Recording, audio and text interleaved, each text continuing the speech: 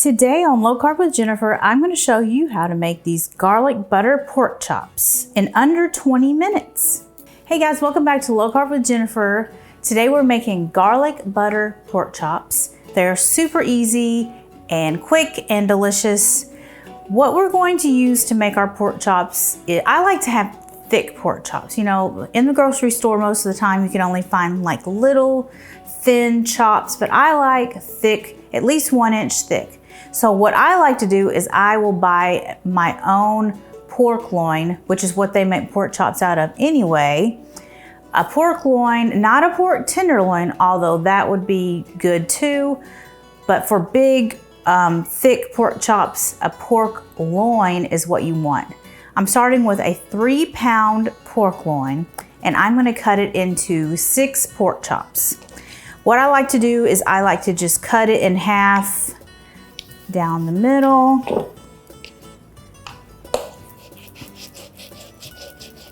And then I cut each one into thirds, of course, to make 6 chops.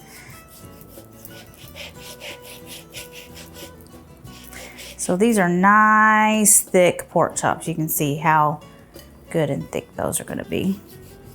So this is probably an 8-ounce, I don't know, what's 3 pounds divided by 6? It's probably about an 8-ounce pork chop. Okay, we've got our pork chops all cut. Got them on this plate here. Let me move all of this. I need my tongs and I'm gonna wash my hands. Okay, we're ready to season our pork chops. I've got a teaspoon of garlic powder. I'm gonna season both sides with garlic powder, salt, and pepper. Since these are really thick pork chops, we want to be generous with our seasoning so we can really taste it all throughout. So now I'm gonna flip these over and season the other side. We've got our pork chops seasoned, so now I'm going to heat this cast iron skillet over about medium-high heat. I'm gonna add a couple of tablespoons of avocado oil to the pan.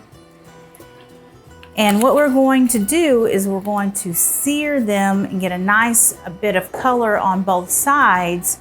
And then we'll reduce the heat and let them continue to cook until they are cooked all of the way through. Our pan is hot, so let's get these pork chops into the pan. Okay, these have been searing for a few minutes, so I'm gonna go ahead and flip them over and look at that color. They look amazing. Okay, these are getting a nice color on them, so I'm gonna reduce the heat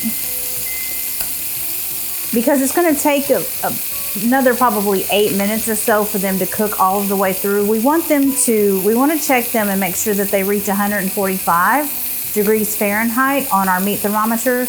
That is like the best temperature for pork. It makes leaves the pork nice and juicy and not overcooked. So I'm just gonna babysit these and make sure that they don't overcook and make sure that they don't get too brown as they cook.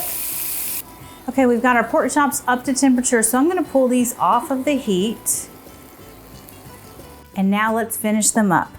I've got 4 tablespoons of melted butter, and I'm gonna drizzle it over top of our garlic butter pork chops. And now I've got some chopped parsley. This is optional, but it makes them look a little pretty. These are really would be good for like a dinner party, just served with some mashed cauliflower or some just green beans or a side salad.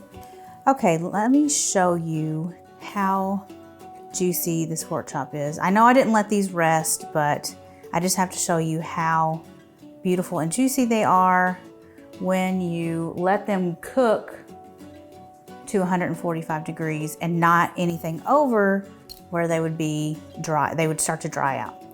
So these are perfectly cooked, amazing pork chops. You're going to love this recipe. Thank you so much for watching, and I will see you guys next time. Bye.